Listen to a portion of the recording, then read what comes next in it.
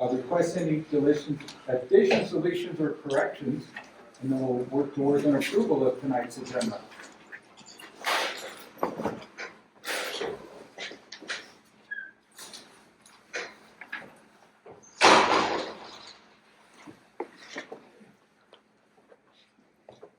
Additions, deletions to tonight's agenda. I have none. Director Newby, None. Ms. Baker? None. All right, how about just a motion to accept the agenda? So moved. Second, Second. all in favor? Aye. All right, agenda is approved. And then, while you have your packets in front of you, if you would look at the January 2024 regular meeting minutes, additions, deletions, or corrections, please. I motion. Yes, I have a question. Are these the same minutes that you sent out late last week? The printed version is it, because we didn't get a online version of the board packet, so I just want to make sure that what we have in front of us here is what you sent. I mean, I sent them out like an hour ago.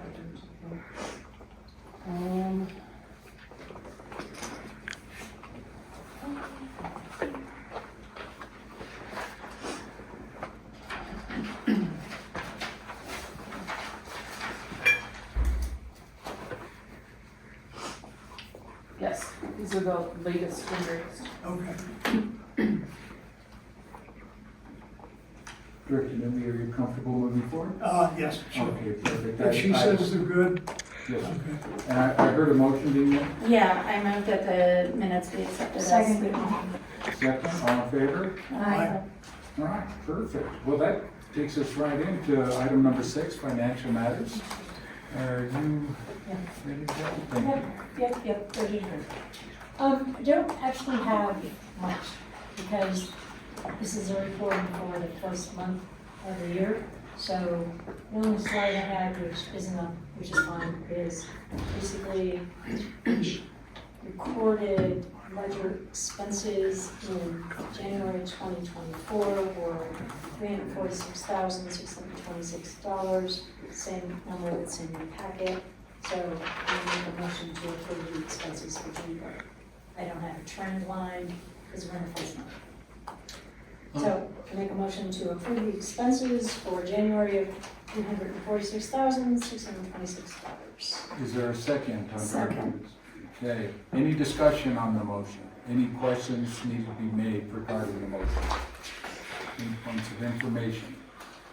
Hearing none, we'll call for a vote. All in favor? Aye. Aye. And that motion passes. Great.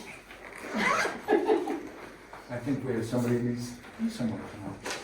At some point, yes. I was That's perfect. Chief Ware, that leads us to your report. Perfect. All right.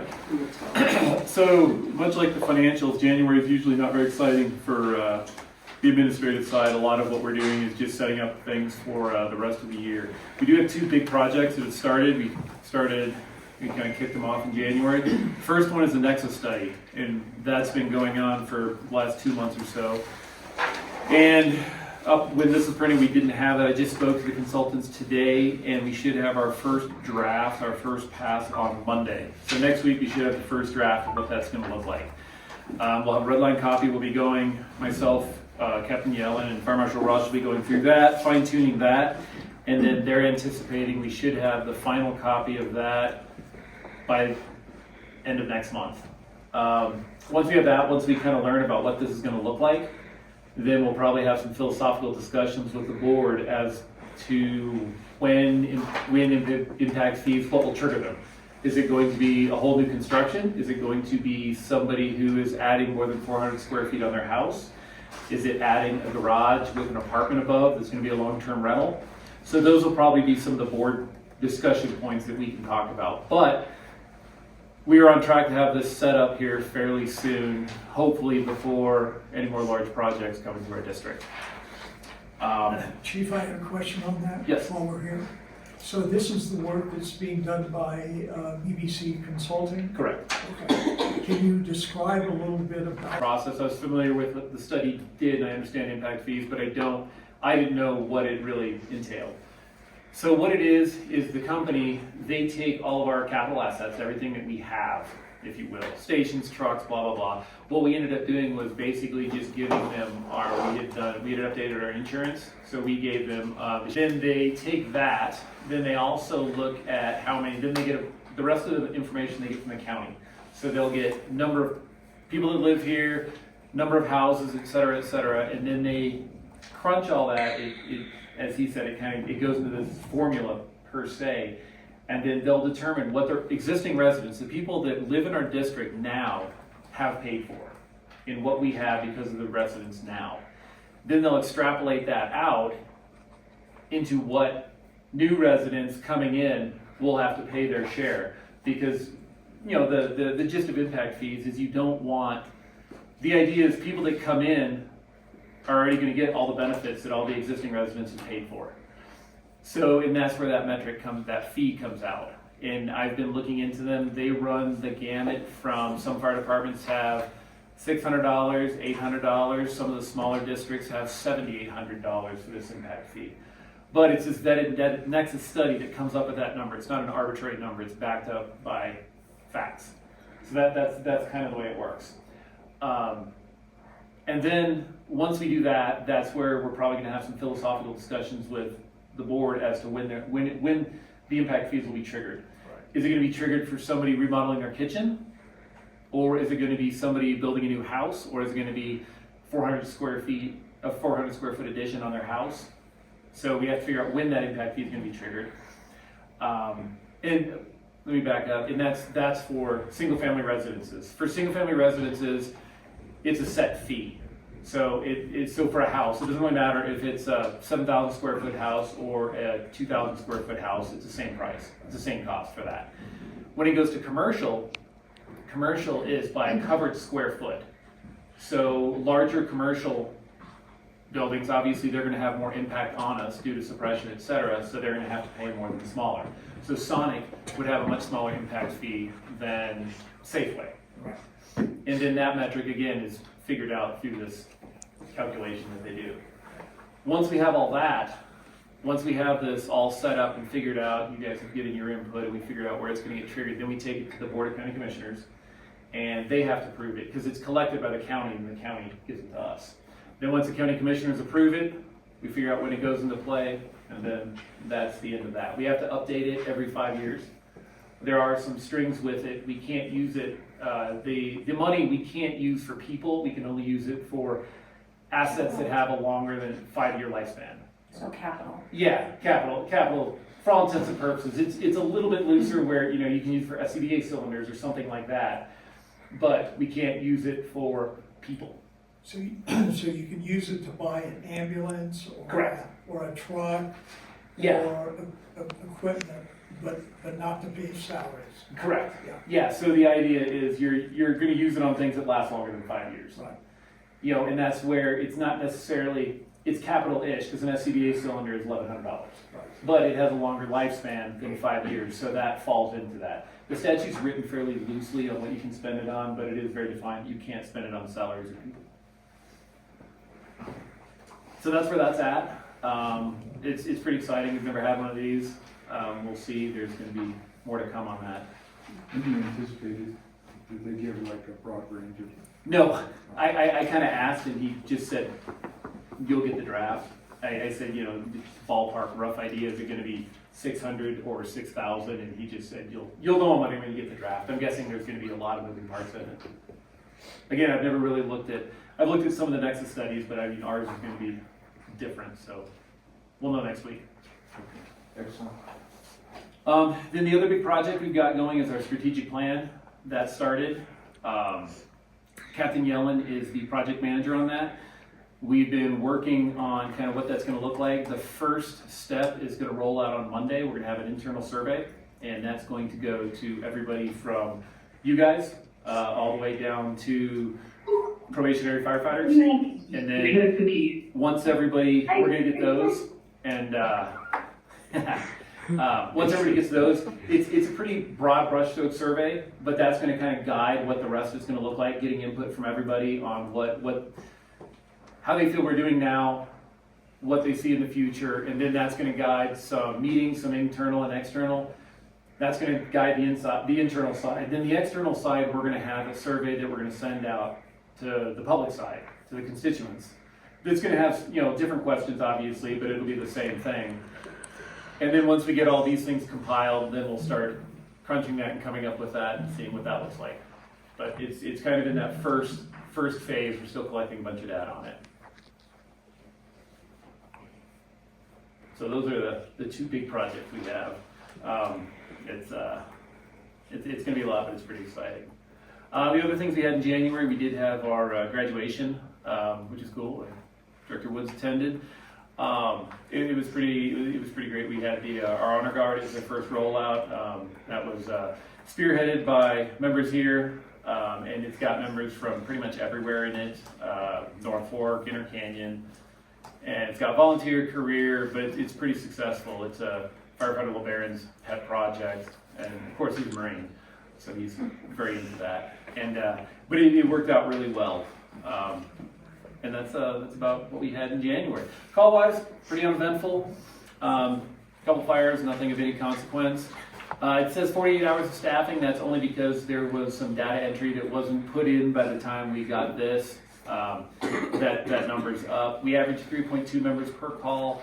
16% of our calls overlapped, and our average response time is 10 minutes, which is up, but that's about normal for winter. Transports were down a little bit, which are appropriate for calls, 32. Training, we had 416 hours of training. And fire prevention, again, a lot of administrative stuff, only 10 inspections, 11 plan reviews, a couple trainings, and Fire Marshal Rush has been doing a lot more with pub ed at some of the schools. Fleet, we have, this is also an exciting bit, and while we don't have everything in here, we, in our vehicle replacement plan, one of the changes we made about 2 years ago with Fleet Manager Hojanowski's input was to try and get to the point of trading in vehicles instead of keeping them to running them at 200,000 miles and parts are falling off and we sell them for, I don't know, $2,000 because, we have tried to do 10 years or 100,000 miles based on Fleet Manager Hojanowski, his input. So we had a crew carrier for the module. It was 2014. And we actually traded it in, and I can't remember which director came in and signed the check. It was for the Dodge dealership, and the question was, well, what is this for? This can't be for a truck. We got $25,000 on trade-in, which is pretty cool, meaning our truck cost, I think, $42,000. So we're going to be significantly under budget on the project. But I think it's kind of proof of concept, as opposed to the old practice of keeping vehicles till they're clapped out. I think trading them in while they still have value makes a lot more sense. And the apparatus committee is getting very close to selecting a vendor, and we may have that for you guys next month for our new engine. So, I had a question. Yeah. Jumping back a little bit, from some of my neighbors, I heard a lot of excitement about Explorer Day. Would you be able to expand on that a little bit? The Explorer Day took place at West Jeff. Yeah, I can kind of touch on that. That's something more that Firefighter Evers, he's kind of the lead on our Explorer program. Our Explorer program is it's designed for kids 14 to 18 to get into the fire service. And they come in, and Evers, he runs it, he was part of it. I think, and somebody correct me, when did Evers join? He was what, 15? 15 or 16? I don't know. He came as a kid, and he joined the Explorers. He was an outstanding explorer, and then from there he became a volunteer. He wanted to become a nurse, so we made fun of him and badgered him until he decided to become a firefighter paramedic, and he's been an employee here for a while. The Explorer program is great. I wasn't at the event you're speaking of, so I don't have a lot of details on it, but that's all Firefighter Evers. He's done a tremendous job with it. Well, I'm excited about it because it's a great way to engage the community and to set up a succession plan for us older tenured people that are going to be moving out of whatever our respective roles are within the fire department. So I appreciate what the firefighters are doing and specifically you said with Evers? Yeah, Yeah. Evers is the lead for the A4 program. I think that's an important component for us to continue the longevity of this department. So I agree. I appreciate everything.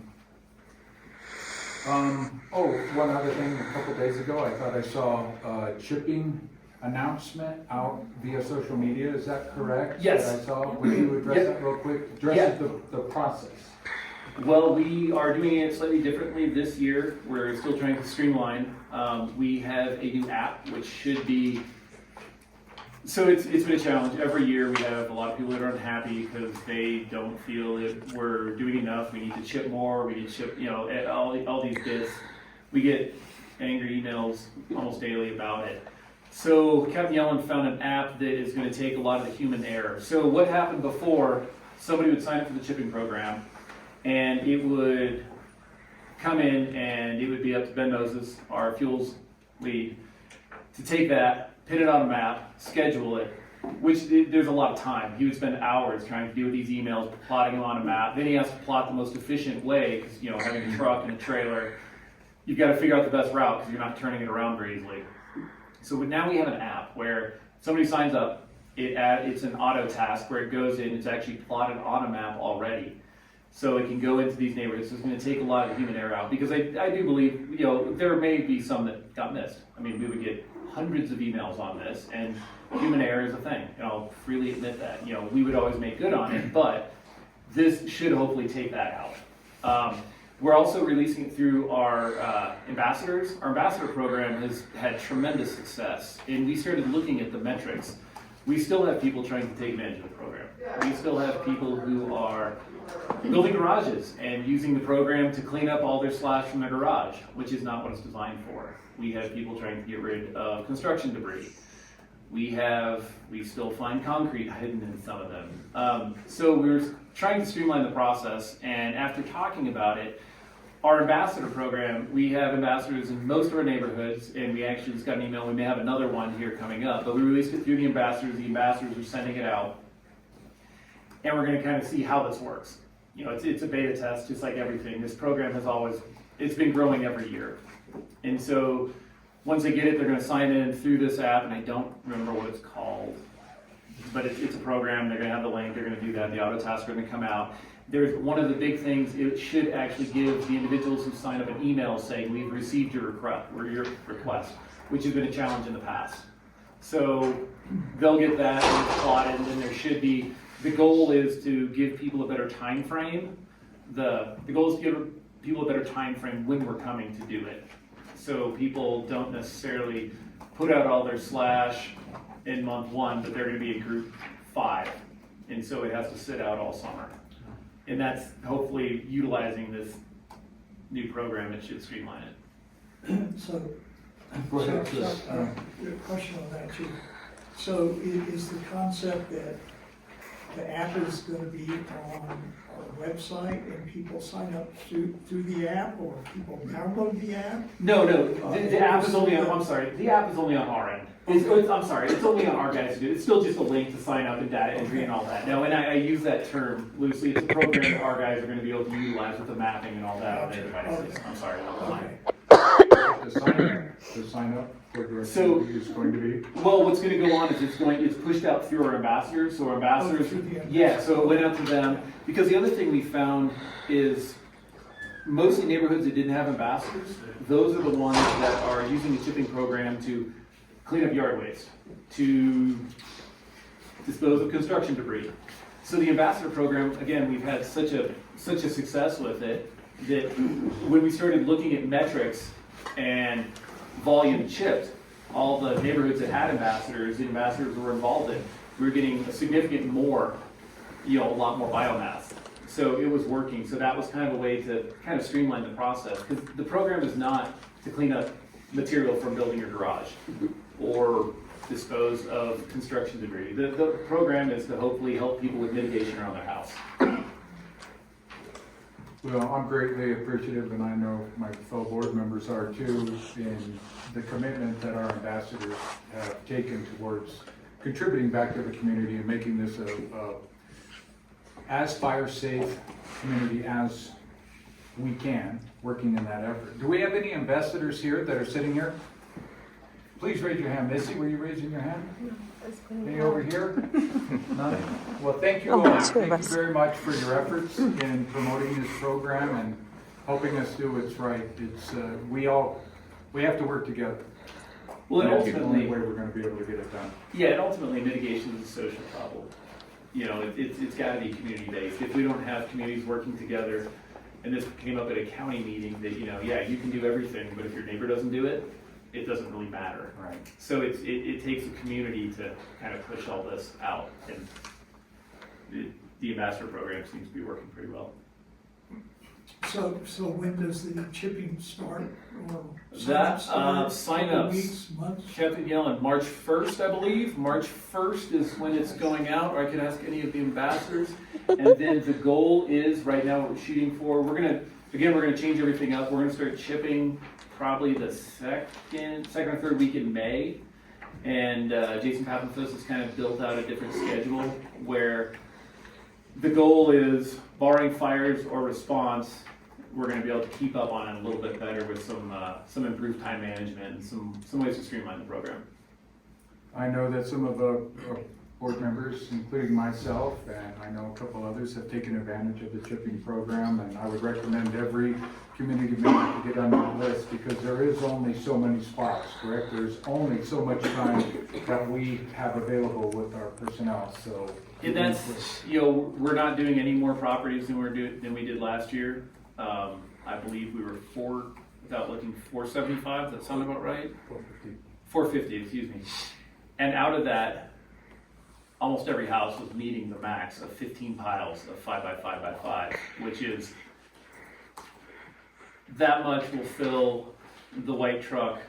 We can do 2 properties with the white truck and 3 properties before we have to go dump. So it adds up, it becomes pretty laborious. You know, the only way we can do more is more people, more equipment, and that's just not feasible. I mean, we're victims of our own success, which is great. Again, thank you all. Any questions for the chief? Yeah. So while I was wandering the website the other day looking for something, I stumbled across Elk Creek Community Connect. What is it? Community Connect is It was new to me. I feel like I we missed it. rolled it out, was it 3 years ago? It's been out for a hot minute. Yeah. So what Community Connect is, it's linked Sorry. to one of our response programs, First View Size Up, the one that comes up with all the stuff on our phones. And so what it is, it's a program where residents within our district can put in information about their house. If they have a, you know, whatever, relative who's non-ambulatory living with them, a special needs child, anything like that, they can put that in. And then if we have a call to that area, that will actually pop up in the call notes on our program. And the idea is to give us a little more information that we ordinarily wouldn't have. There are a lot of people that are very unhappy with it, worried that, you know, everybody's gonna have the information, but it's the same data encryption that, you know, we use for everything else for email. So it's relatively safe.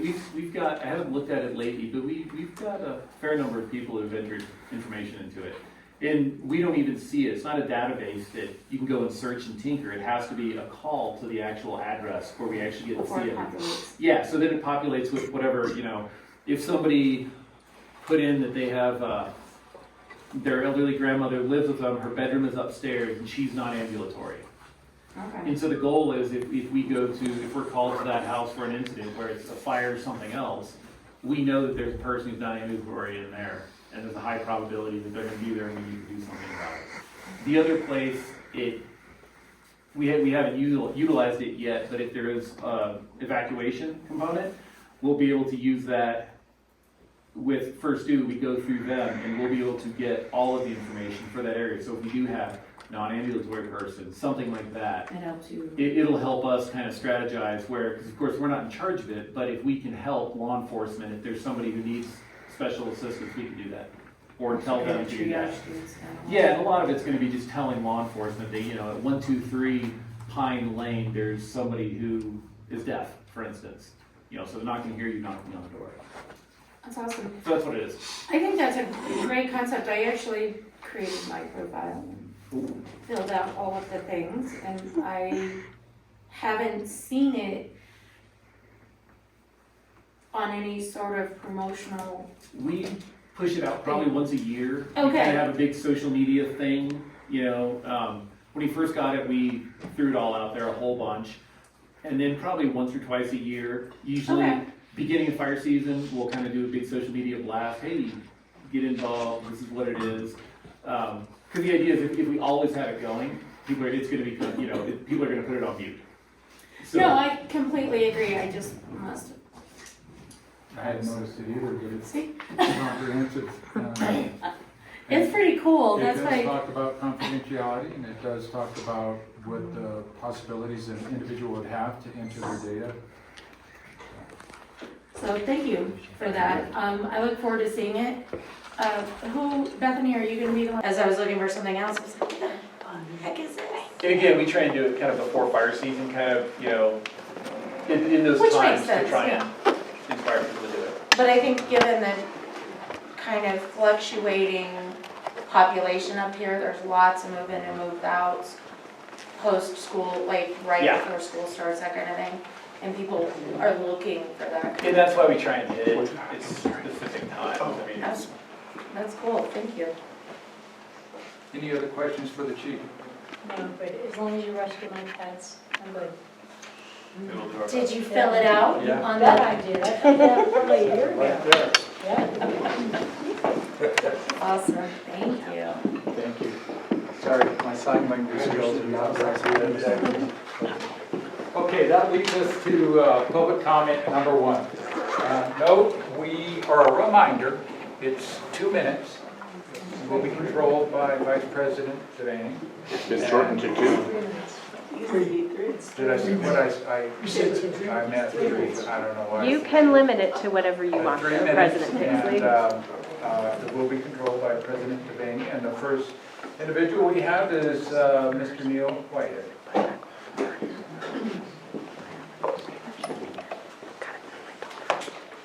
Neil, would you like a chair?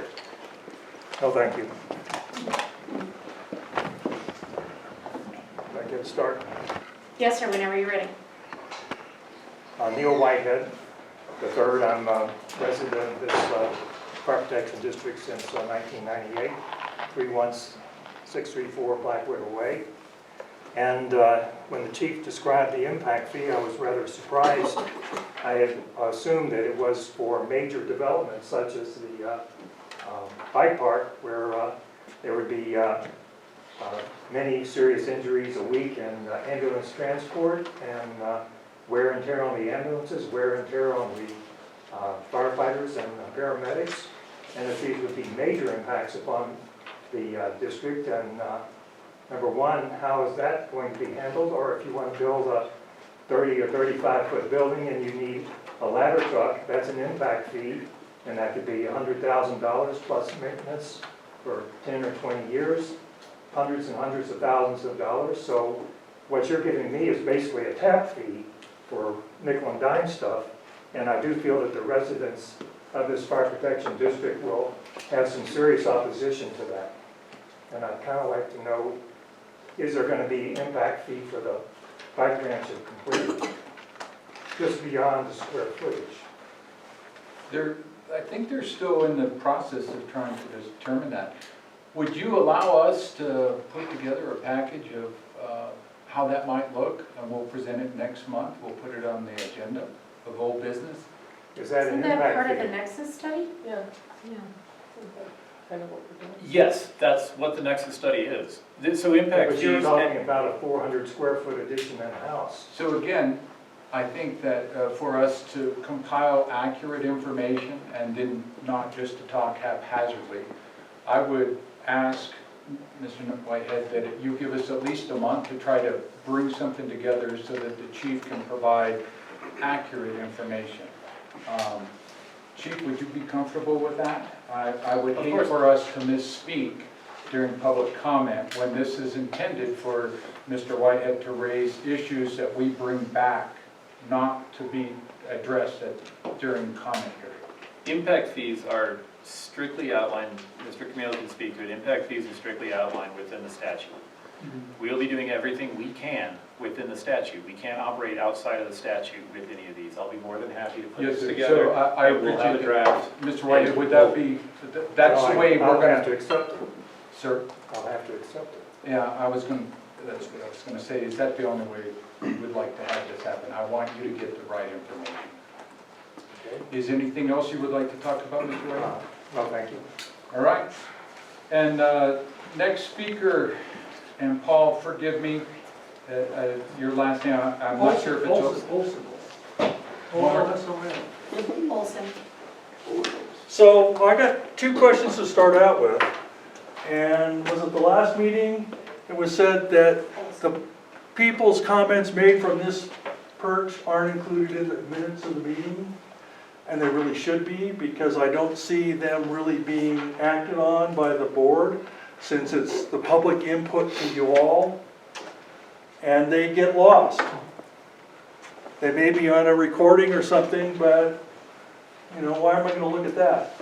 And having them as part of the minutes package forces you to remember what you were told by the public. The second one is that there's still a lot of animosity over the failed consolidation. And I'd like to understand what's really behind that.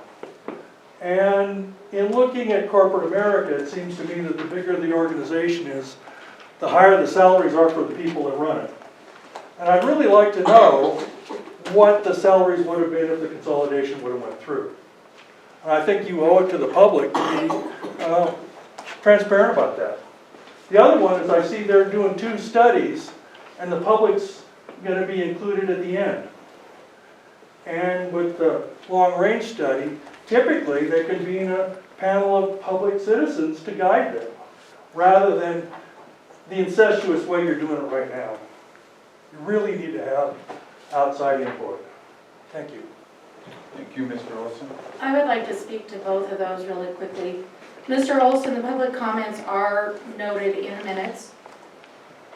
We don't provide a diatribe of the comment, just like we don't provide a diatribe of any director's commentary, but they are noted in the minutes. But they're interpreted by your staff rather than an accurate sometimes of what's really being said. They highlight specifically the primary issue anyone brings up. I wouldn't necessarily agree with that. Also, regarding strategic plans and studies, the strategic plan is designed to help the fire department better engage. And those are quite frequently done internally in special districts without an external component. It is to better manage the Wait till the last minute to district. spring it on the public, this is what we're gonna do. And This all the isn't a other last ones minute, that Mr. I've been Olson. involved in the transportation world, the public's always involved. Now, you guys may be different people, but the public should have a say right from the start, rather than at the end. Okay, I think that brings the end of our 3-minute time frame. I'm not sure if this was a joke or a Not a person. Two? Is Not a it- joke. What's that? It's not a joke. If that's your name? Person 1. Person, Good evening. what was your name? I'm sorry. Person 1. Okay. Thank you. First, I want to thank you for your service. I have great regard for the fire district and EMT. I did want to share a couple of thoughts I had with you. I came tonight primarily after learning of what had transpired at board meetings in October and December. I've had the pleasure of knowing Chuck Newby for a few years. He's a selfless and dedicated resident of the community. I learned that he was kind of what I guess the easiest word is ambushed. He was not told ahead of time of a plan to potentially the intent was to publicly humiliate him. I resent that because as a member of the public, I would have liked to have been at that meeting. I think it's un-American that he was not entitled to know this ahead of time and defend against what he was accused of. I think it's un-American, and I don't like how Conifer's changing, and I don't know who lives here now to do these things to somebody that serves our community. Chuck served in the military. I appreciate that a lot as an American. Our Constitution is very important to me. That was not constitutional what happened to him. I would like you to reconsider his motion that he presented, I believe, at a recent meeting. I have one more question. Request, could you please post, I think this consolidation is a lot of sour grapes. Okay, the community overwhelmingly did not support it. Now, I don't know all the reasons, but I read a lot of the comments, a lot of thoughtful comments against consolidation. I think probably the community shared some of those comments. I would just like to know if you can post at your website the price tag on the consolidation effort and what costs will have to be repeated should consolidation become a ballot issue in the future. So I'll look for that at the website. Thank you. And then, I'm sorry, what was that? Okay, and then, Mr. Bartlett. Yes, sir, I've been out for a while, a few months. I went on the website today to get the meeting agenda and the board packet, and it's not there. The website's also got a broken logo. I don't know if there's a big problem with the website or what, but I wasn't able to. As a side note, there was an update to the website sub-platform through SIPA, Then the- Drupal. It's broken kind of across the Yeah, it's definitely broken. So I'd like to have that information. The board packets don't really, they only show up sometimes right before these meetings. I'd like to see that show up maybe a week ahead of time or something. I'm particularly interested in, obviously, as you, all you people know, in the income statement because, you know, as of about September, which was the last one I got, you guys spent like about $500,000 more than you authorized to spend for 2023. And then you canceled the November meeting, so I never got the October one, so I can't update my file, but you're over $500,000 in spending over the approval of this board for 2023. I'd like that to be old business forever until you can tell us where all this money is being spent that's not approved on a month-to-month basis. Anything else, sir?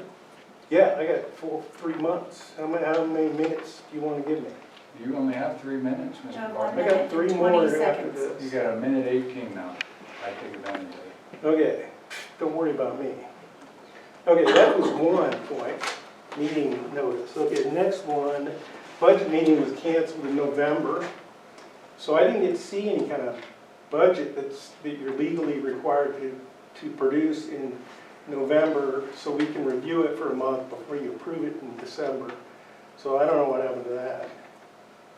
And I'd like that addressed at the next meeting under old business. Well, I'm sorry, repeat that again?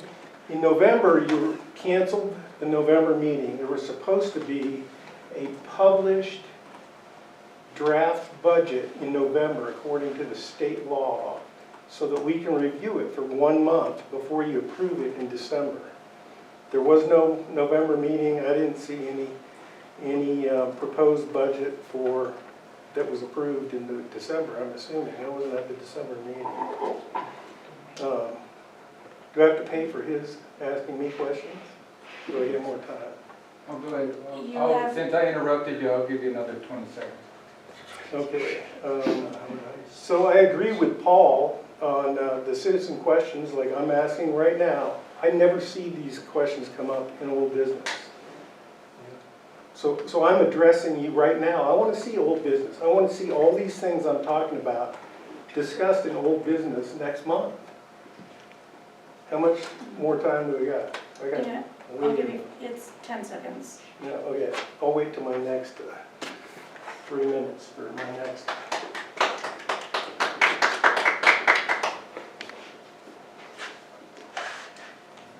Gotcha. You're up. Thank you. No, I think if there were $500,000 missing, it might come up in audit. It's audited every year that it passes, so I don't know what you're talking about. Philip Koch, Wombly Valley, here in Elk Creek, and I'm a volunteer in this department. Public record will show that in April of 2023, I endorsed Charles F. Chuck Newby for his current office via the Nextdoor platform. Apparently, I did so with insufficient fervor, for during the elevation celebration of that year, he berated me in public and at high volume for my lukewarm endorsement and my temerity to support, together with actually every other fighter in this department, the consolidation effort. It was my hope in April of that year that adding a different voice in May to the board would be beneficial. Little did I know the singular, combative, contrarian, obstructionist, and self-serving methods Director Newby would demonstrate in office. I've come to regret my endorsement as well as the fact that I voted for this man. Upon careful reflection, I offer the following, and for clarity, these are not threats, Director Newby, as you seem to perceive threats and conspiracies everywhere. They are what we call promises. 1, if you ever run again for public office and there is a half-reasonable alternative candidate where you are not a reasonable candidate for public office, I shall campaign for him or her, and most importantly, against you. You foster the desires of special interest groups of which you are a part. This is contrary to the nature of public service, even if I applaud your military service of the past. If you, your associates, or proxies ever pull the same sort of violent, angry shenanigans that we have witnessed here, and do so with my family, visitors, or household, including pets, for you also have a special place of hate and torment for the pets of people you dislike, I shall pursue you to the full extent of the law. If you did the same to any friend or associate, I shall encourage those individuals to do likewise, and I shall support them in their legal actions. And if you ever try to pull the wool over the eyes of this community, as you have done repeatedly, I will continue to expose your falsehoods and hypocrisy, as I shall do later this evening. And when the whirlwind comes for you, I shall not rejoice, for I pity you. Anyone as angry as you seem to be and who usurps power on the backs of others cannot be a happy man. Yet I and many others will be greatly relieved no longer to need to spend so much time and energy countering such foolish, uninformed, destructive, and selfish delusions as yours. And as you were exposed by others last month as having borne false witness against them, I encourage you to read and check the 9th commandment. You spoke of burying the hatchet. I think that's a great idea, unless you had in mind burying it deeper between the shoulder blades of the people who work in this department.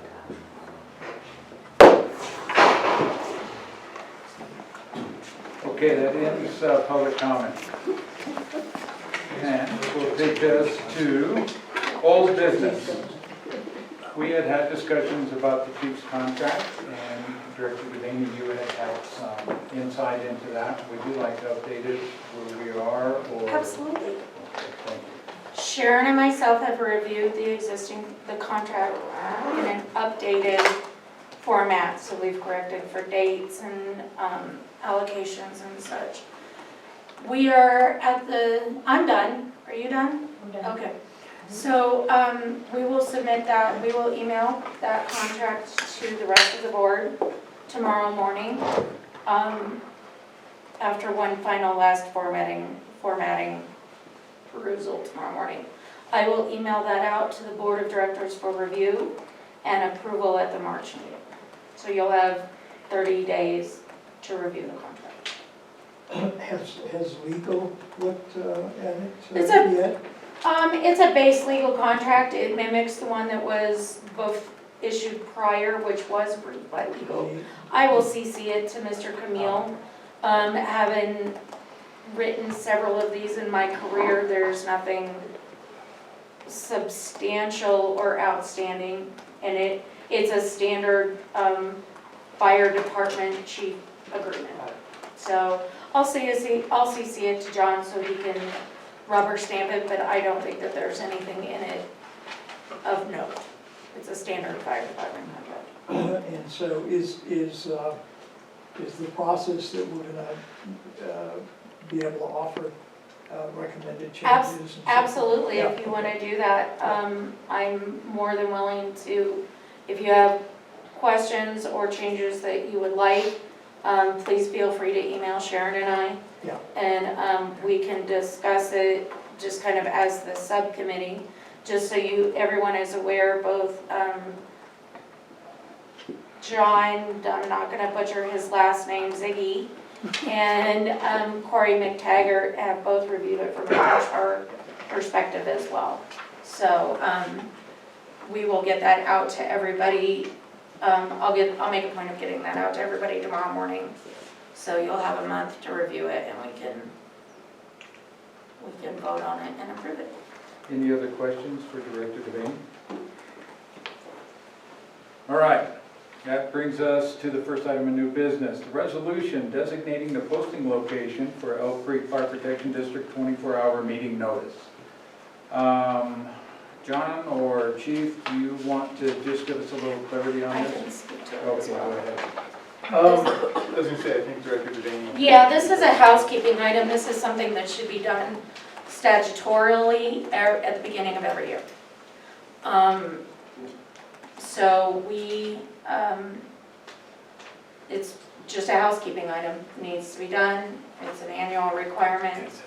It's on the SDA's statutory calendar, so when we made it through January, I sent it over to Barbara and the chief to make sure it was added for this month.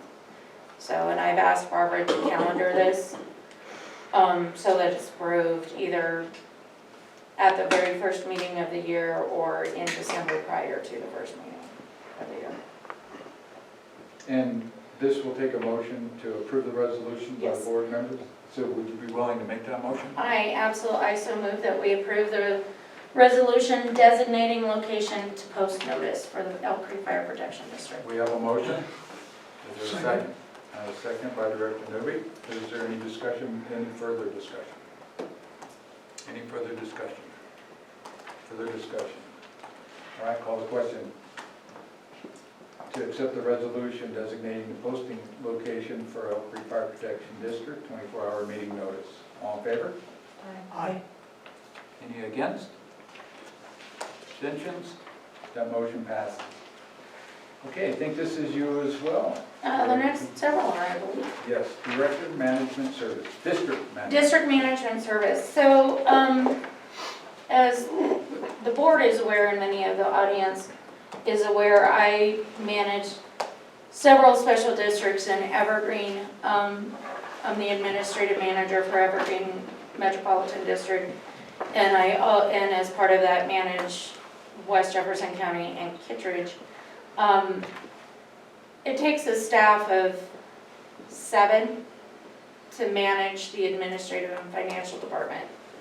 And we operate with a combined budget for all 3 districts of close to $20 million. It is not an easy job to manage the special district component in and of itself. In my work with both elections and other special districts, there are several agencies out there, and Mr. Camille can speak to it because I'm sure you work with several, that do just that, and they manage the special district. Well, they can manage the special district from a 30,000 foot view or all the way down into the weeds, but they kind of can custom and a la carte what they do for any particular district, including the general statutory requirements that are necessary to operate a special district. I think that what makes this department a great fire department does not necessarily lend itself to also being a great special district management association. And it's a lot of, and John can speak to it, there's lawyers that are dedicated to just special districts because it is so, it is a government entity. I think that it would be in the best interest of this district to look at some of those agencies to handle just the special district piece. Not your internal finances, not the checks, not the operations, but the board packets and the minutes and the reporting requirements, especially the statutory calendar.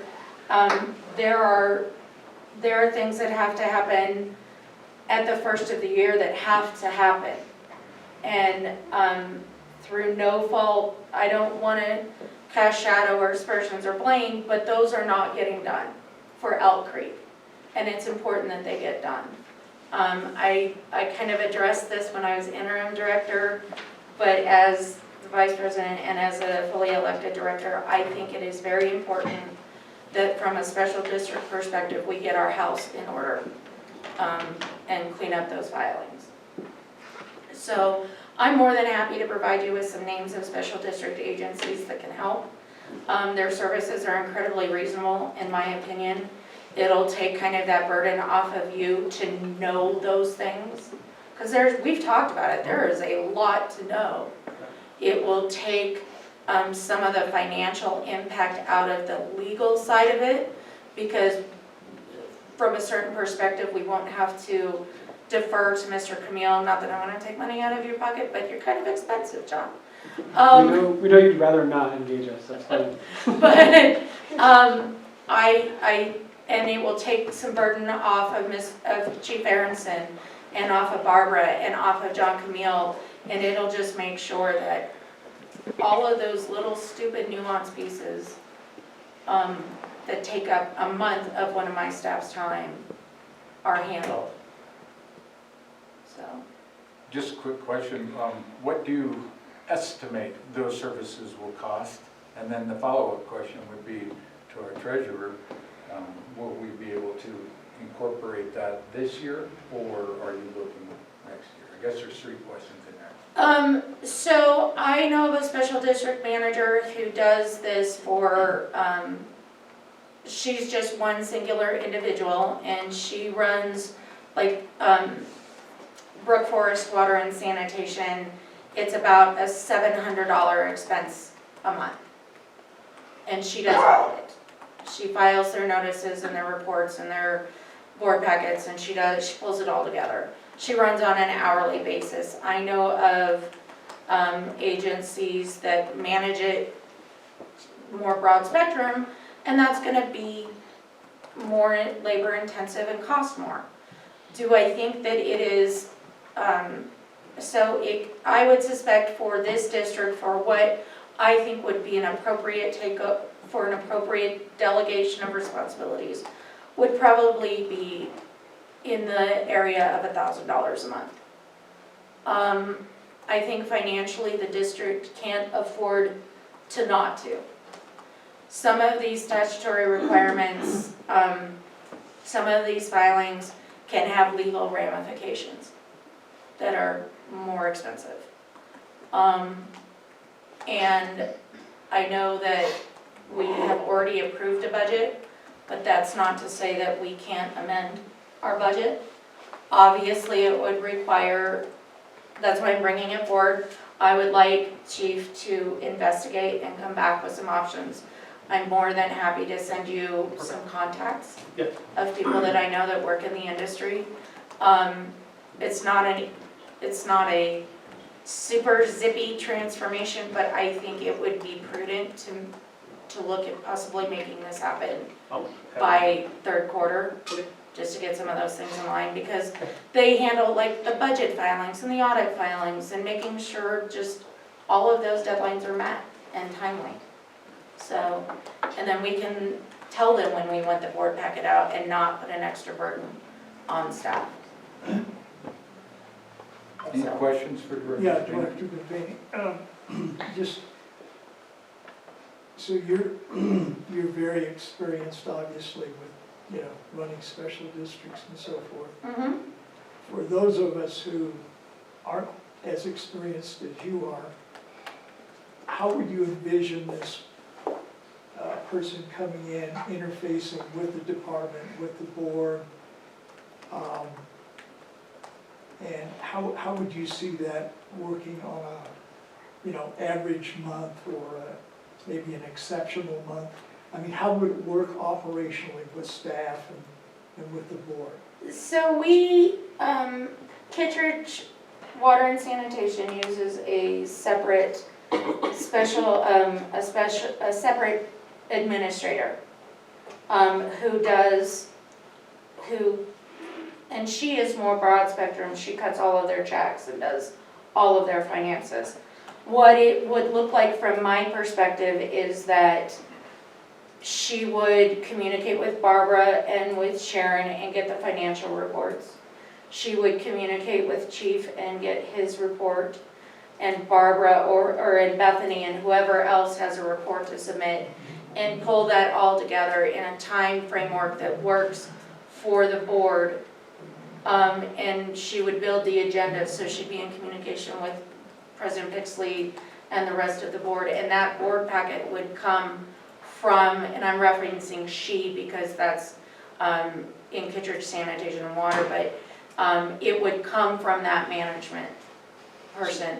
And so there would be communication both with the department itself and with the board. So And then- she again, Yeah. she would pull things in, Mhm.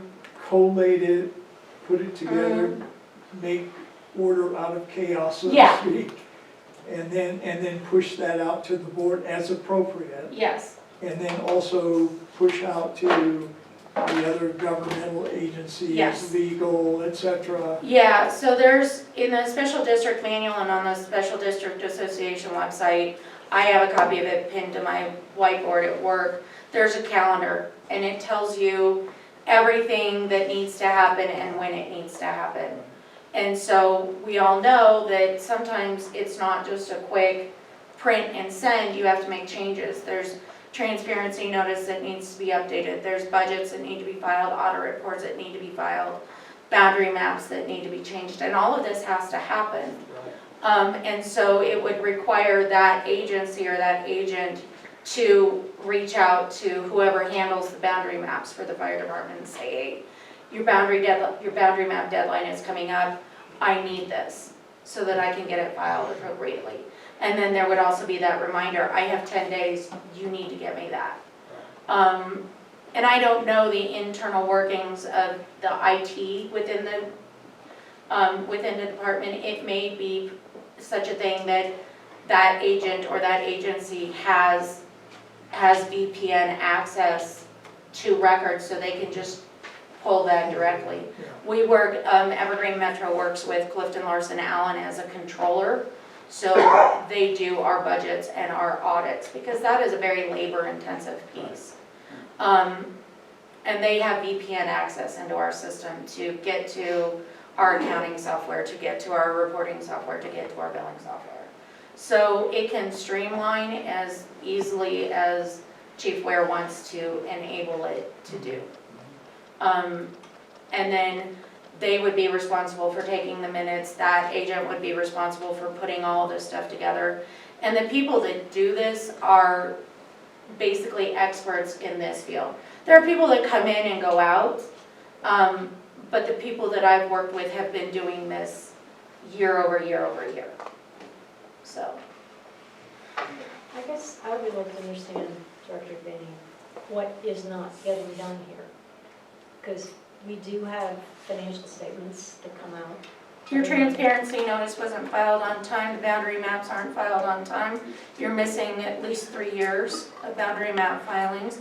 And this resolution is a perfect example. This should have been done at the first of the year. And it shouldn't be on the directors to make that happen. To say, you know what, please put this in the board packet. It shouldn't be us. And an agency this size that operates on a budget at this level, it's not up to us to make sure the filing's done. That is the responsibility of the department. And truth be told, it's not being done.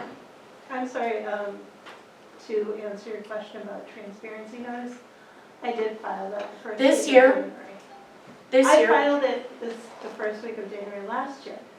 It has yet to be approved. It took, how long, 3, 4, 5 months for DOLA to approve the transparency notice. It sat on there to be reviewed for that long. And we discussed this last year, if some of the other board members can remember, this But transparency. the boundary maps haven't been updated since 2019. I didn't, okay, so I didn't know about the boundary map. And Barbara, I'm not knocking you, but that's the thing. There's a special district statutory requirement calendar. I've provided it to you several times. I understand that. I'm just correcting the first thing that you said was that it was not. I filed my transparency notice on Tuesday at the end of December, and it was approved by Monday the following week. So what we need to do then is we need to have a discussion. Chief, you're gonna, I think, Director Devaney tasked you to look to see if we can explore this a little bit more. I'll have information. And then we'll bring that back to old business. And I appreciate that. So anything else on that topic? Can I just say that if we are going to enter in some sort of agreement for land, I'm not saying yea or nay in terms of whether it's good or bad, I would want to see a proposal. Absolutely. Yeah, well, and I think that's Absolutely. I just want to start the conversation. From that point, I am requesting investigation into a district management service. perfect. Okay, that'll take us to the third item under new business, legal expectations, and I believe you were. That's me too. John, as our legal representation, working in the special district arena, I guess I have an expectation that you would check these things and ensure that we are meeting deadline and meeting filing. And maybe I misunderstand because we use a different attorney. I get an email from that paralegal about a month before every required filing that says, have you done this? Remember, you gotta do this. Because at the end of the day, you're going to have to defend the district to this. So I guess I need to understand, is that something that that you guys, Lyons Gaddis, can do, is doing, should be doing? Is it something you have done and I'm just not aware? I'm just a little concerned because you know as well as I do how important some of these things are. Mhm. And they are little and they are trivial, but they can be very impactful. Yeah. So We typically, for example, like the compliance calendar, we send out, and I believe usually it should be like chief level or potentially also district board president will get what we term the New Year update. yeah, And that includes the compliance calendar, and it has some of these date, components in it. So that's kind of the primary that we always push out every year. That has kind of reminders on kind of those first of the year, and then also includes that compliance calendar. We don't necessarily historically blast out the additional notice reminders like ahead of the deadlines. We'll do it for some of them. We sent out a reminder typically about a lot of the election, filings when those come up, and then the budget deadlines. But those are the primary ones that we really will follow up on. We don't, for the vast majority of our clients, we don't actively do like DOLA filings or actually do any of that administrative component. And a lot of our clients are used to that and they know the compliance calendar, and so they do it independently. We certainly could do more of that, I guess it would be similar to when our New Year update comes out in that December. We try to get it out early December timeframe to say, hey, remember again, you have to have your transparency notices of January 15th. The map, I think, is the 30th. Budget's the 30th. But those are that's the intent, is that at the start of the year or kind of at the end of the previous year, we send out kind of a broad spectrum. Hey, just a reminder, these are all the compliance dates. These are the things you need to do in January, things like that. Okay. I think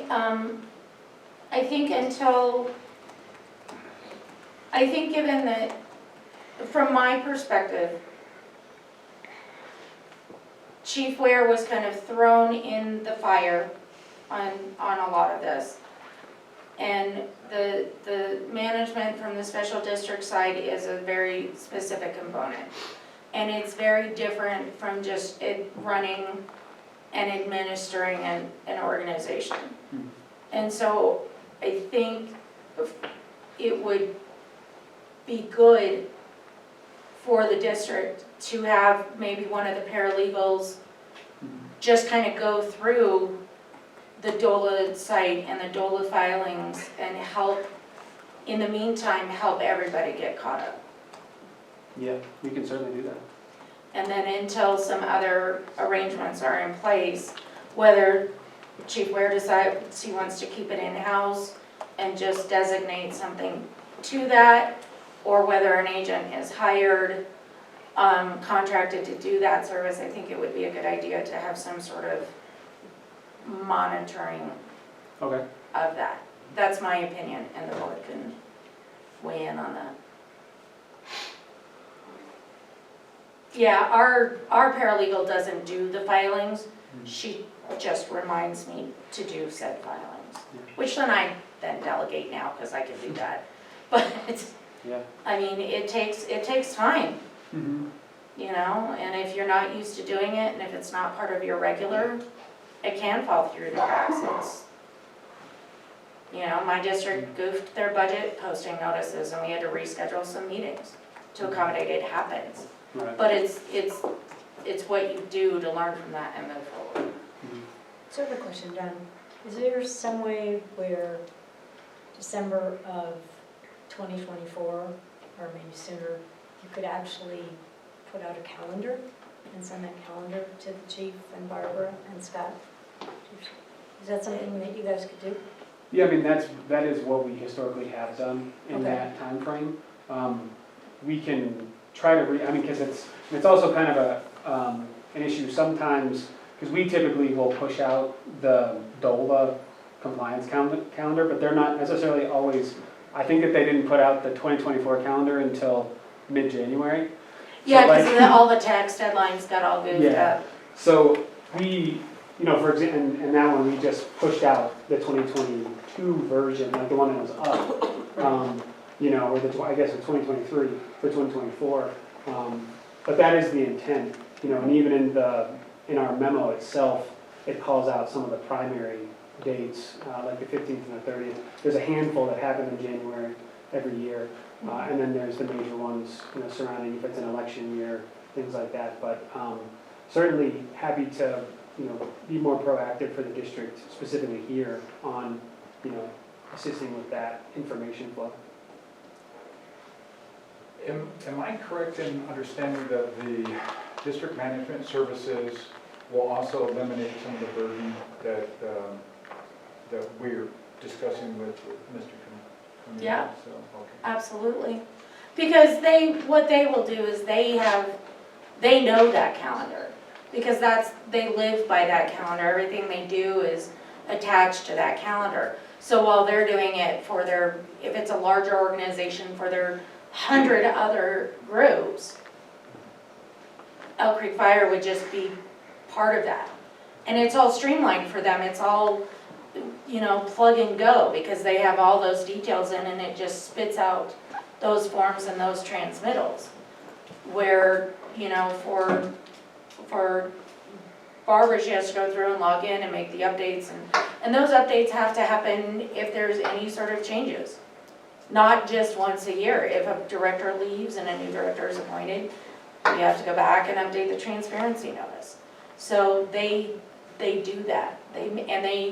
If it's one of those, you want the minutes posted on the website at a certain point in time, they would make sure to send that to the right person to post it. So yeah,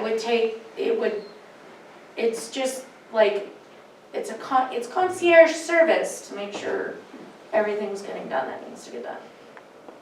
Any other questions related to legal expectations?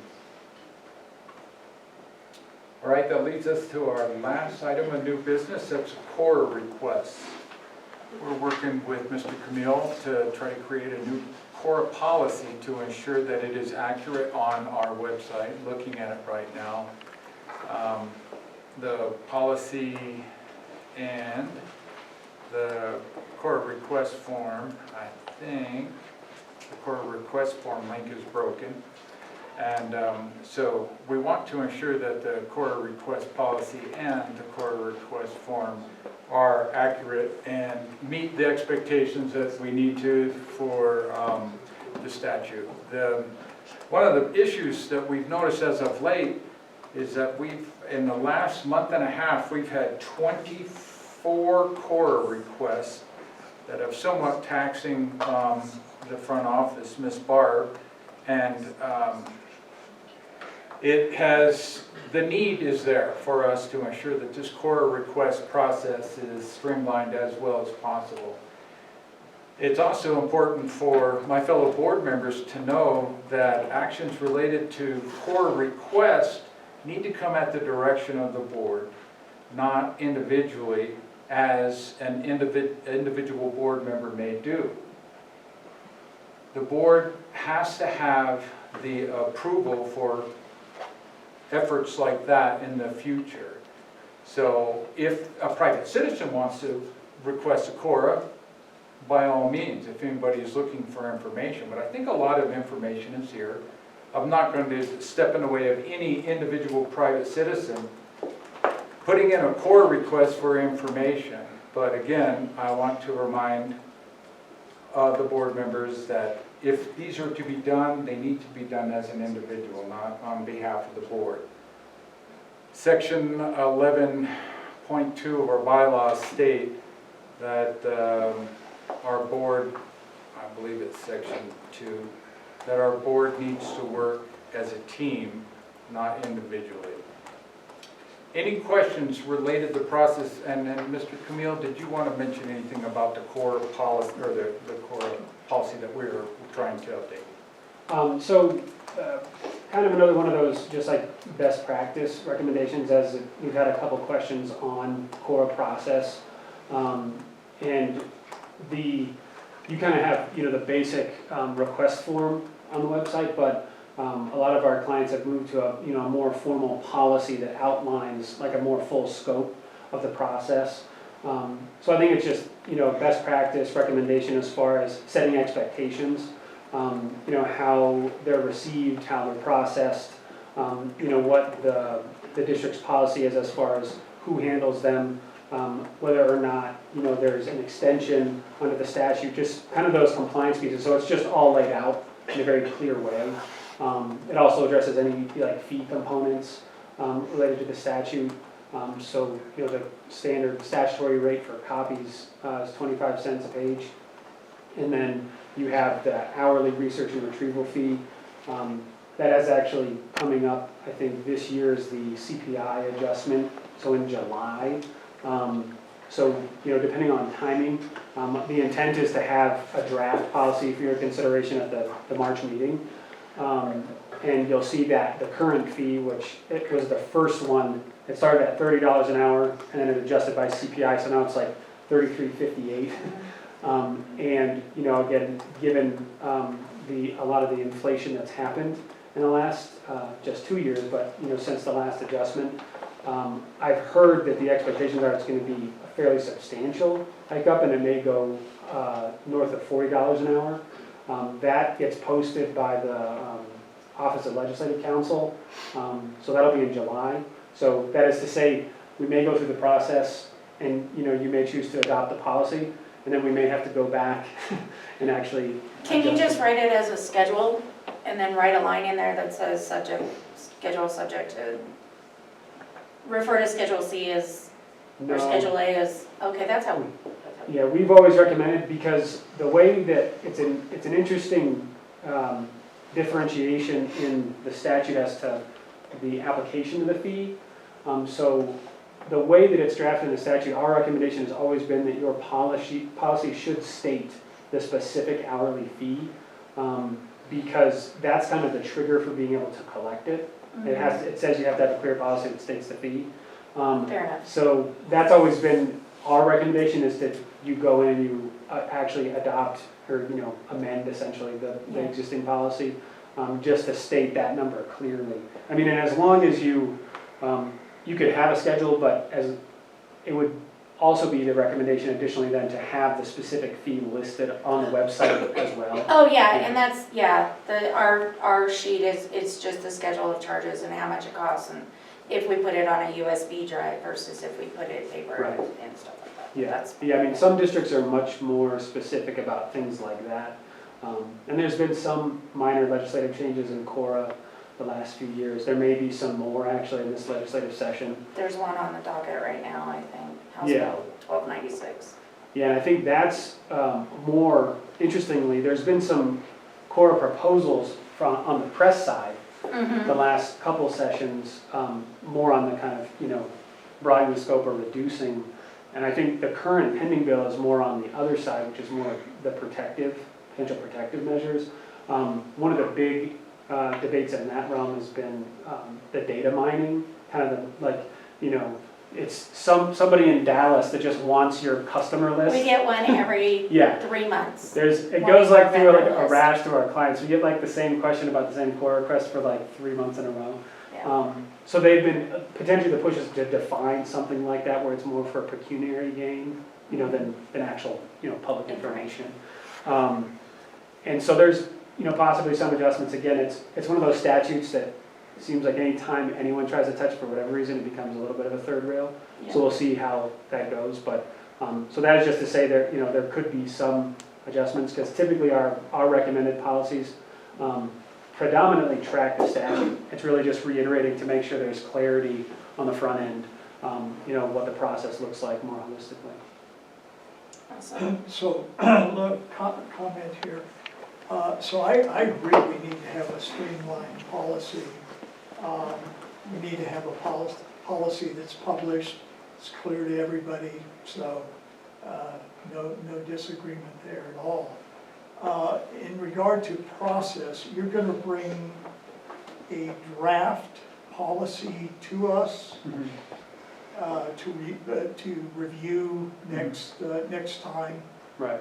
So we will have time to review that, have comments and so forth. Yeah, Is that the idea? Yeah, the goal would be probably within, hopefully, I would say next week, to get the draft policy To us? to everyone. It would be, Okay. yeah, I mean, the goal is just potentially to have it in a form that possibly could be voted on in Even March. voted on next But time? again, I mean, that's going to be up to you all as far as comfort level on Right. what revisions you want to see, so. Yeah, I think, my preference is that we have at least a few weeks to review whatever you are recommending. And then if we see that maybe there are some additional items that we need to cover or something, that we can Yeah. get that back to you and you can fold it in and then we can have a vote next time. Yeah, and even if it's just If that initially. makes sense. Yeah, even if it's just initially discussed in March, and that's how we synthesize any comments and it comes back for approval in April, that's ultimately up to you all how you want to fashion it. But yeah, I should be able to get a draft policy out. That's a hope, as you and I spoke today, was to try to get this out. Yeah, probably. Any other questions related to yes? It's not a question. Oh, it is a question. And it's a disclosure and a comment. This is for you, Mr. Newby. I was made aware that you have made 26 requests this year. I ran through those requests and came up with a generalized estimate of how much those requests cost the district. $2,969 at a base hourly billable rate by Barbara, Ms. Stockton. The actual recoverable on that, which I cannot speak to as whether or not you have paid, the recoverable is $1,225, leaving a deficit that is non-recoverable of $1,700. I've looked at all of these requests and I think I have a generalized understanding of what you're trying to do. You want to understand what's going on, the cost of the consolidation. That's right. But I take issue with a couple of things. I take issue with you sending those requests as a director and not a private citizen. No, you can take that I'm- exception all you want, That's fine. but that's I- neither here nor there. I take issue with you making requests of other districts as a director and not a private citizen. Again, I Mr. understand. Vaney, That's you fine. can object all you want, but I that's also neither here take nor there. issue with you making those requests of private volunteer individuals with this district. Look, the law says, Custodians. according to the law, Are you a lawyer? the law says, the law says. I'm all aware of what it says. Yeah, well, and we all are. So No, I what is your point? My issue is The- that you the are point- asking, the you point- are making The point demands, is that I'm asking for information Yeah, and I'm that fine with the should ask. already be available to the general public. Absolutely. And you and the other directors here and our legal counsel has forced me into making core requests so I can get information that belongs to the public and should be published where the public can get it. And that's So completely you can object fine, all Mr. you want Newby. to, but that's You the, don't get to act. you have actually forced me into doing core requests. And that's why I have submitted them, and the law says that I should submit them to the custodian of the information that I'm looking for. Why did you send one to Sharon Trilk, who is a volunteer? It doesn't matter. She. It absolutely does No, it matter. doesn't. It absolutely doesn't matter according Private to the citizens law. are not subject to core She's requests. not a private citizen. She works for the is. district. She works for the She district. does not, she She volunteers. does work for the district. She has information that is pertinent to As a private the citizen. investigation. No, she, in her capacity doing work for the district. If she is getting paid as a It doesn't subcontractor, matter whether she's she is a getting private paid. agent. She had the information that I was seeking. No, she actually And she didn't. refuses to give it to me. And She that is actually and that is a violation And that of the law. request should have been directed to the fire That's a department. violation of the law. No, it's not, Mr. Newby. Yes, it is. It should have been Yes, directed it to the is, fire Mr. department. Yes, it is. It should have been directed to the fire department. No, it should not. She is not an employee, She nor was is a she a custodian of the information that I was seeking. No, I read the request. Simply because she works for SIPA and has done volunteer work That's for the right. fire department That's right. does not make her the custodian of She the records. was the custodian, she is the custodian No, of she the is not. information that I'm seeking. Could Mr. Camille speak to who a custodian is and who they are I am not? going to On a, table this conversation. on a separate, I have a request from Chief Ware that I think would have, in my opinion, would have prevented at least 90% of these. I have requested of the staff in the board packet for a check register. I think I've provided you a copy of the EMD board report. I sent it to Bethany if you want to throw it up there to show what that treasurer's report looks like. That would have had, I would like to see that implemented. I appreciate getting a copy of the check register, but that was not my intent. By putting it into the board packet, it becomes public record, and then all Mr. Newby has to do is go back and look at his board packets to see what the checks were written for. Can we explore that with our legal counsel, just to ensure that, how that is gonna work? You're welcome to. I mean, it's a legal, it's the Evergreen. So I'm willing to share Evergreen Metro District's board packet because it's public record. Can you scroll up to the treasurer's report 4.0? It's probably about 8 pages in. Starts here, it looks like. keep going. Oh, no, wait, we may have gone too far. No, those are minutes. That might be the Gen Man. I don't see it. 63. That's minutes, that's administrative minutes, keep going. Those are executive minutes. Okay, here's our treasurer's report. So every month I put together this board packet for the Evergreen Metropolitan District. It's public record, it shows all of the financials. It shows where the holdings are, how much is in each account, and what the net proceeds are for any interest. Scroll up. Thank you, Bethany. Shows checking account balances at the end of the month, including cash and equivalent investments and operating expenses. Go ahead and go up. Every month in the board packet, all board directors get this. For every check drafted, the check number, who it was to, and a brief summation of what it was for and the total amount. Every month we distribute this, and this is done both for Evergreen Metro, West Jefferson County Metro, and Kittredge Water and Sanitation. You scroll up and you can see every check, every transaction. You can keep going. I think there's 4 pages total, maybe 3. Every transaction, the total disbursements, and then any sort of auto pays. That's first month bills. In there, we also have a statement of, right there, a statement of employee expense. Doesn't identify individuals, but it shows what was spent in each individual department in total, both for gross wages, overtime, PTO, all of those.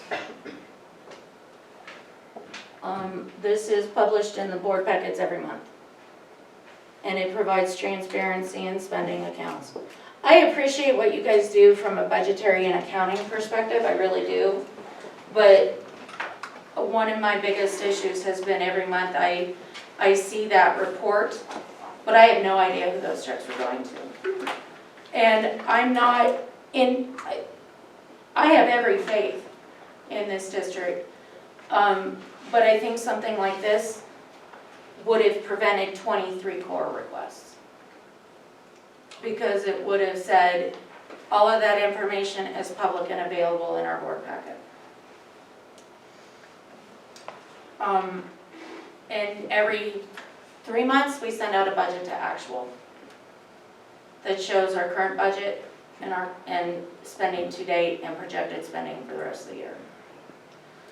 I hear Mr. Bartlett is convinced that we are $500,000 somewhere, we've lost $500,000. I know we haven't.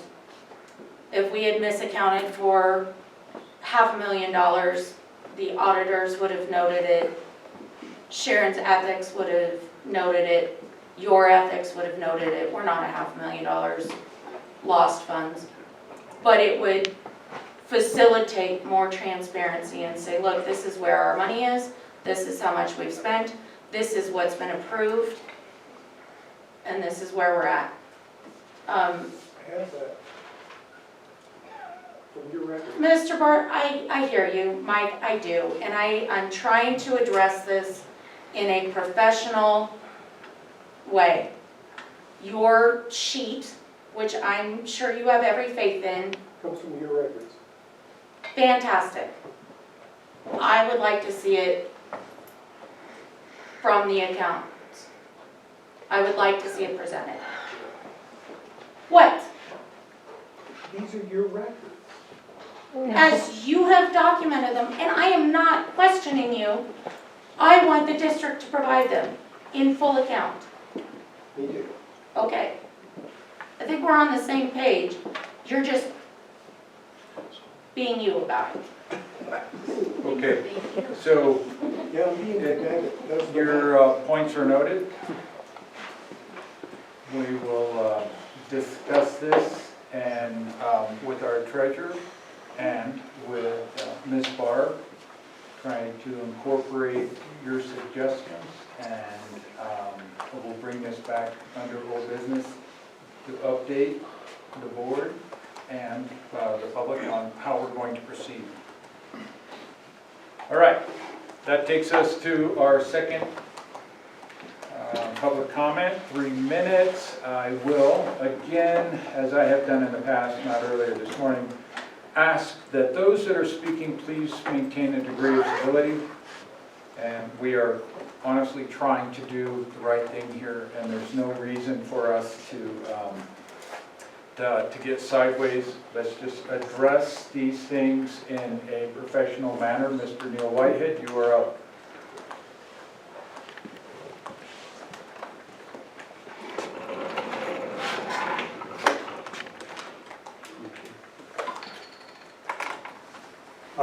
Number one, I would suggest that the Zoom meeting that's being broadcast here actually be recorded, maybe it is, by Elk Creek Fire Protection District, and then placed on their website and maintained as an official public record in perpetuity. And I think this past 6 months has been examples of a lot of bad behavior, and that the public needs to know that in an official capacity. And that would be along with transparency.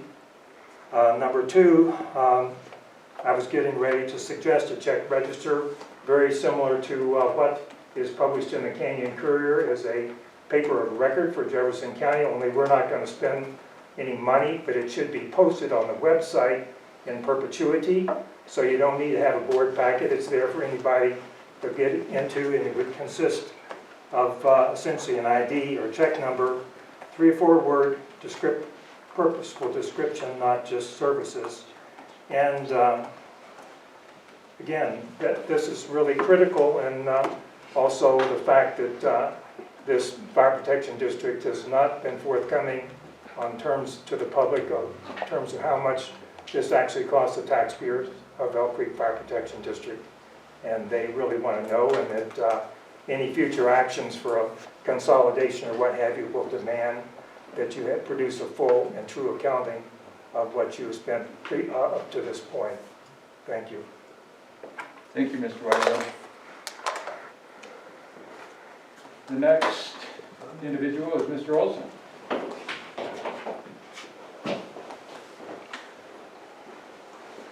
I'm going to continue on this transparency theme. And I heard tonight that you've got 2 contracts going, one for Nexus and one for the long-range plan.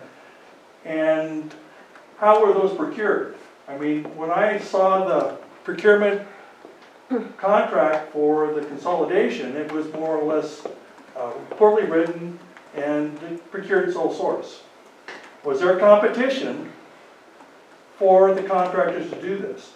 I hear Director Devaney talking about hiring these other folks to do this other stuff. She has no scope of work for what that contract would entail with those individuals. And we, the public, don't know what's going on. And sole source procurements, in my 44 years in the public service, is a no-no, big no-no. People go to jail over that. And so I would recommend that you be a little more transparent about how that's going. I want to see the contracts. I want to see the products. I'm paying your salary. You're my employees. You should be telling me what's going on. Director Newby shouldn't have to do a stinking Cora request to find out what's going on in the department since he's a director. I mean, that's kind of dumb. What are you guys doing? Or is it the board really 1, 2, 3, 4 and not that one? You better clean up your act. Thank you, Mr. Olson, and then we'll take this to the person not to be named.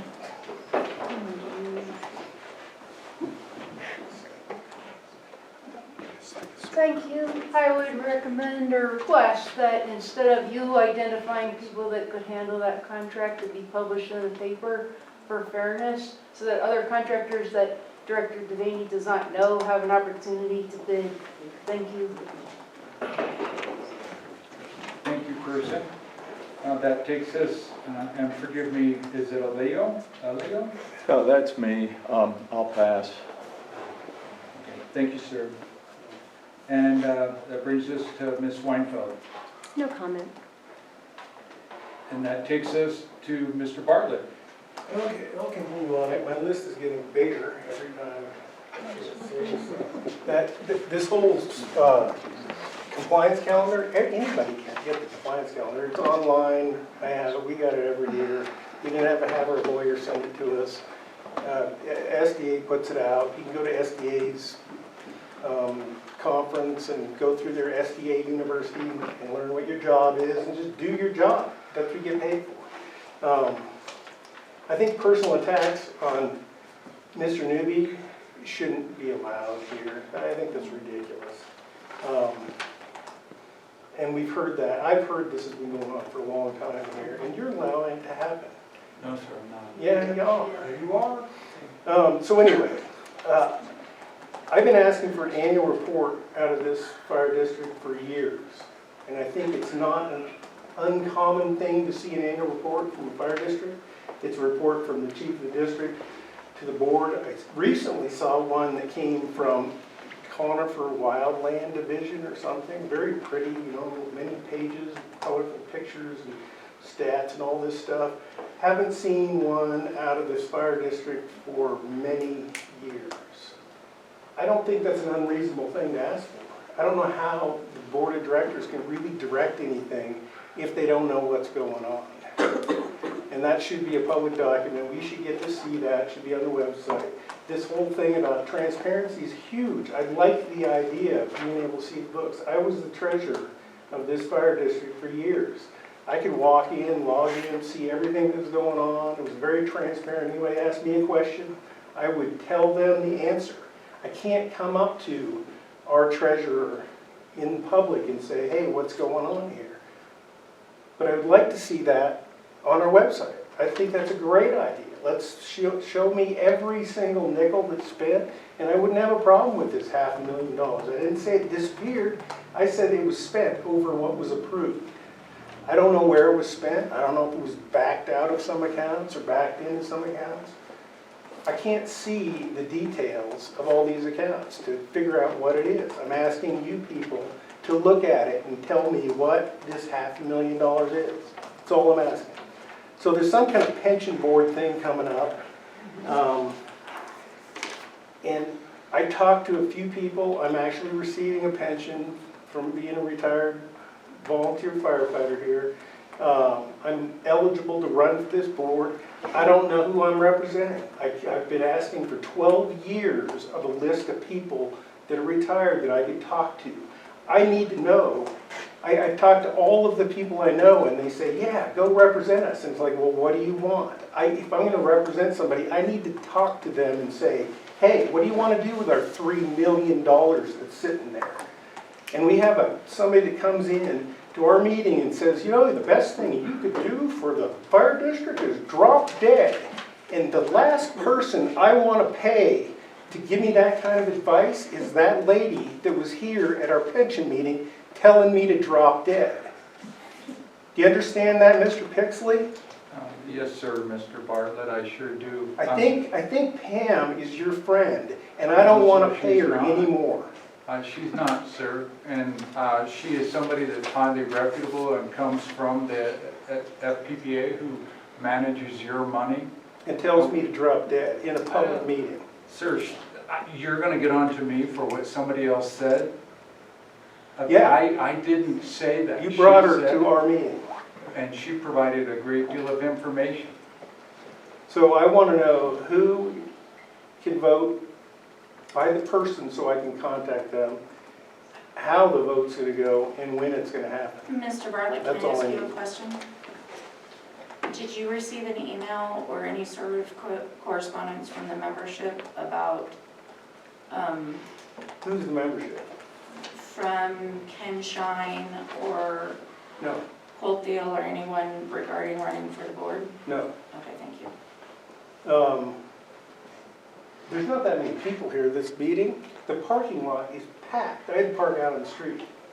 I think maybe we should consider moving this meeting to a place that has better parking, or maybe moving the 10,000 extra Elk Creek vehicles that are parked in the parking lot somewhere else, so where, you know, the people here can park. I think that would be a great idea.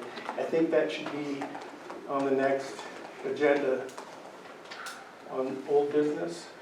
This chipping program, as far as, You far exceeded your time. yeah, I know. No, I spoke a bit, give them a minute. Okay. And there's nobody behind me, right? No, I Yes, believe there there is. is. Oh, okay. And I have two board members that have to leave here shortly, so Okay, I if just they wanted stand to up and counting walk on the out, chipping is program disrespect on the to you. next agenda. Because I want to know, I mean, over these 450 properties, how much is that costing us to do? And I don't think they're all in our district now. I think they're in a greater place. So I want to know per property, what's that costing? Because I have the same sort of equipment that I could be providing that service to people, but it's hard for me to compete with, hey, I can get it done for free. So it's really difficult for me to say, hey, I can come and do your work on your property as well with my equipment personally, but I'm competing with somebody that does it for free, using my money. Yeah. It's just really not fair to private business for a public entity to take on things like that. I wouldn't expect that I would buy a fire engine and compete with the fire district. And I don't expect you to buy chipping equipment and compete with me as an individual. That's all. All right, that brings us to, How dare you provide service to this? Hang on. Got some different philosophies in play here, I guess. And very different perceptions. Okay, we're talking about transparency. Let me give you some. And ladies, you can leave at any time. I know that you both have limits. So I'm going to start my timer, so try to keep myself honest. All right, so good evening again. I consider myself a fiscal conservative, which to me means that I'm cautious about all expenditures, but notably spending of my tax funds. I believe Director Newbury and his senior associates in the Conifer South Evergreen Community Commission, SEC, and Save Elk Creek Fire, SEC-F, also would make the same claim. His dogged and deliberate pursuit of non-existent financial malfeasance here certainly suggests this, and most of his core requests were along those lines. Let's examine the reality of this fiscal conservatism with respect to Elk Creek, shall we? As a result of information provided me under formal core requests to Elk Creek, I would like to bring to the attention of all citizens, but especially Director Newby's followers, two numbers, which I have written large on that board. The first one is $15,189.3. This is the number of dollars expended by Elk Creek in 2023, addressing, usually protecting itself from legal issues and accusations directly attributable to Director Newby. For this amount of money, Elk Creek could have instead purchased, for example, 3 SCBAs nearly, our breathing apparatus, nearly 2 sets of bunker gear, or sent almost the entire department to the fire training in this January CW FEMA Fire Academy in Colorado Springs. Instead, it spent these taxpayer funds doing Director Newby's work, seeking misdeeds, malfeasance, and conspiracy, and he uncovered exactly none, much as outside audits have already proven for years. Yet he and his associates continue to accuse Elk Creek of financial laxness. $24,067.47, this is the total number of dollars expended by Elk Creek last year on all legal expenses. So Director Newby's demands alone accounted for 63% of Elk Creek's legal fees at taxpayer expense. We taxpayers paid for wasted Elk Creek time, noted earlier with respect to frivolous quarter requests and fishing expeditions on Director Newby's behalf, rather than working on the collective behalf of the district and its inhabitants. How can you feel well served and supported by this director? During the mid-1980s INF negotiations with the Soviet Union, then President Ronald Reagan famously used a Russian proverb. We know this proverb in English translation as trust, but verify. These are wise words when dealing with an adversary. Director Newby and his associates have established from the get-go an adversarial relationship between him and his fellow board members, together with all Elk Creek employees and volunteers. They also seem to have misheard Reagan's words.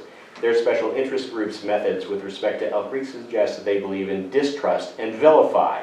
Stop accusing Elk Creek baselessly of things we have not done, and stop wasting our tax dollars and other resources to underwrite you and your cabal's foolish and self-serving purposes. I, for one, do not want to pay for your wild goose chases and runs down Rabbit Trails. Is Director Newby a fiscal conservative? My Aunt Tilly's tutu is. He is a flaming hypocrite. Bring him on. There's still more public comment. I will entertain a motion to adjourn. Second? Second. All in favor? Aye. Against? Abstention? The motion carries. Meeting is called at 7:47. 7:47.